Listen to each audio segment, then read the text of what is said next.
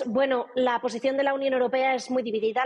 El recrudecimiento del conflicto en Oriente Medio, de hecho, es uno de los asuntos más divisivos dentro de las instituciones europeas, pero dentro de los países europeos también. Para empezar, dentro de la Comisión Europea, la presidenta de la Comisión Europea, Ursula von der Leyen, apenas 48 horas después de que se produjeran los ataques de Hamas el 7 de octubre de 2023, viajó a Israel. Fue un viaje muy controvertido, muy contestado. Hay que tener en cuenta que Ursula von der Leyen es alemana. Alemania es uno de los países también ahora mismo aliado de Israel. De hecho, tiene mucho cuidado con poner en duda todas las acciones que haga el gobierno de Israel y, por lo tanto, ella ha hecho una prolongación de lo mismo que ocurra en su país. En cualquier caso, este viaje, como comentaba, ha sido muy contestado, pero, por otra parte, no es la opción que existe mayoritaria en las instituciones.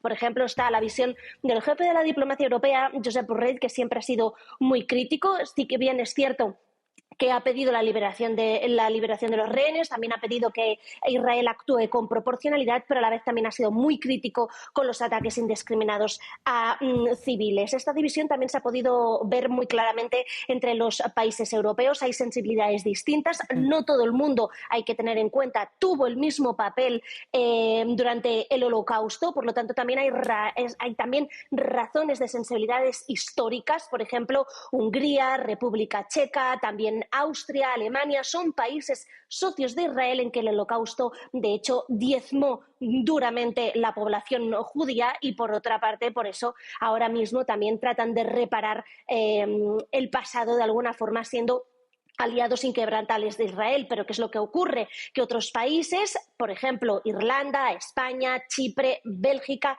son países que han sido muchísimo más críticos con el gobierno de Israel, y esto se ha visto muy palpable, por ejemplo, en todas las cumbres europeas en que han abordado la cuestión de Oriente Medio. Por ejemplo, hace prácticamente un año, en la última cumbre de líderes europeos, se intentó pactar un alto al fuego. En la declaración de las conclusiones de esta cumbre europea no fue posible, se pactó simplemente pausas humanitarias. Luego, la posición de la Unión Europea se ha ido moviendo hacia un alto al fuego, pero aún así con mucha dificultad. De hecho, el último comunicado tan solo de la semana pasada de los cancilleres europeos fue muy difícil para poderlo conseguir, para poder tener una visión oficial y conjunta de los 27 países, y finalmente el jefe de la diplomacia europea, Josep Borrell, tuvo que emitir un comunicado según su propia opinión, porque República Checa bloqueó un comunicado condenando, por ejemplo, los ataques a Líbano por parte de Israel y, de hecho, pidiendo un alto al fuego.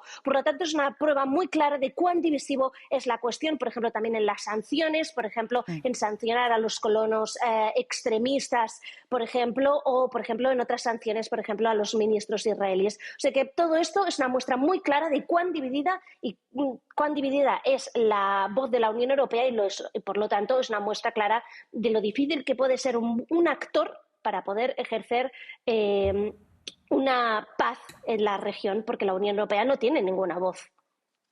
Esther, precisamente otro de los puntos de división que señalabas es también el reconocimiento, ¿no?, del Estado palestino que han oficializado algunos países como España.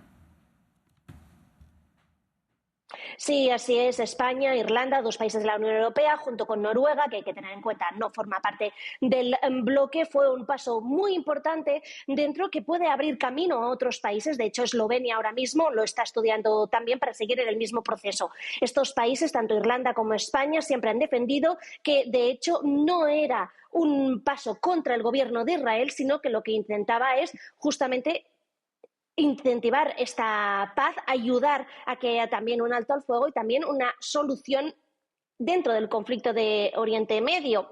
Hay que tener en cuenta que la posición oficial de la Unión Europea es la creación de dos estados, y, por lo tanto, tanto España como Irlanda lo que defienden es que esta posición simplemente hace acatar la posición oficial de la Unión Europea.